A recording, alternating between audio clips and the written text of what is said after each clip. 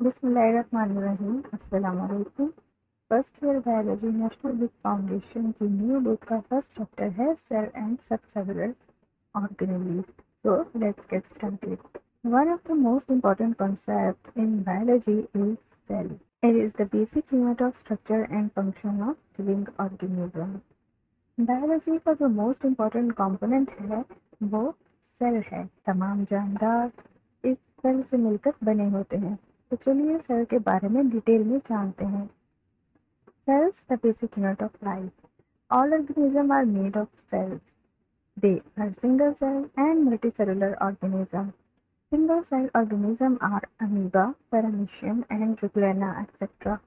More complex organisms, including plants and animals, are multicellular. तमाम जानदार cell से मिलकर बने हैं। सेल की बेसिस पर जानदारों को दो अक़साम में डिवाइड किया गया है। वो जानदार जो कि सिर्फ एक ही सेल से मिलकर बने होते हैं उनको सिंगल सेल या फिर यूनिसेलुलर ऑर्गेनिज्म कहा जाता है, जिनकी बॉडी सिर्फ एक ही सेल पर मुश्तमिल होगी। और ऐसे जानदार जिनकी बॉडी बहुत सारे सेल से मिलकर बनी होगी उनको मल्टीसेलुलर ऑर्गेनिज्म कहा जाता है। सिंगल सेल की एग्जांपल यहाँ पर गिवन है, जिनमें शामिल है amoeba, paramecium and euglena. Complex यानी कि मल्टीसेलुलर ऑर्गेनिज्म वो जानदार जो कि एक से ज्यादा सेल से मिलकर बने होते हैं, उनके एग्जाम्पल में शामिल हैं प्लांट्स और animals. The cell are defined as a structural and functional unit of living organism. A cell is the basic structural unit of all unicellular and multicellular organisms. Cell is the smallest unit and building block of life. Cell exist in various shapes and sizes and perform a wide range of activities. Their shapes and sizes are related to the function they perform.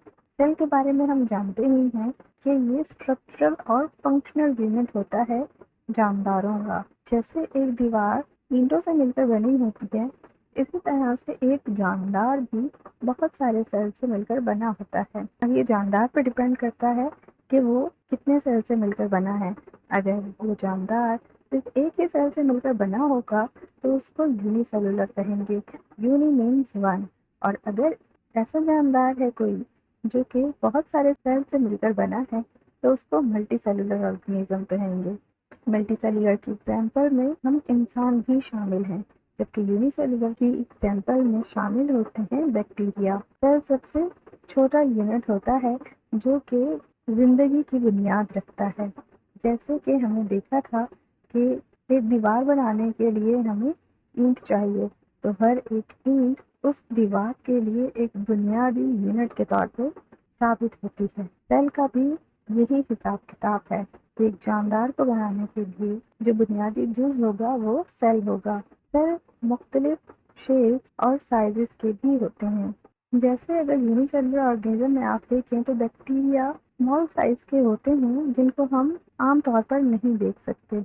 उनको देखने के लिए हमें microscope का इस्तेमाल करना पड़ता है, जबकि मल्टीसेलुलर ऑर्गेनिज्म को हम आम आँख से देख सकते हैं।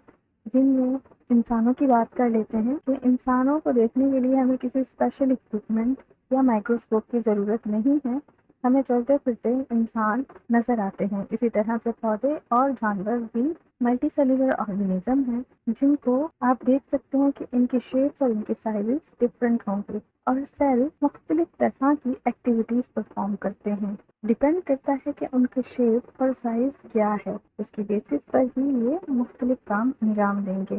The basic properties of life are movement, respiration, homeostasis, growth, reproduction, excretion, and nutrition. A cell does all of these basic properties of life.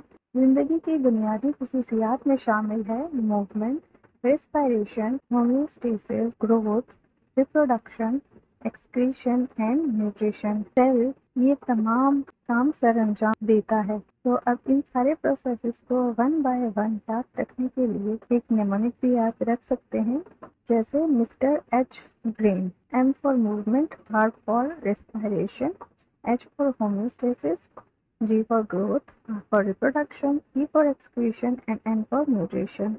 Movement क्या होती है? लिविंग थिंग एक जगह से दूसरी जगह मूव कर सकते हैं। मूवमेंट का मतलब होता है हरकत करना।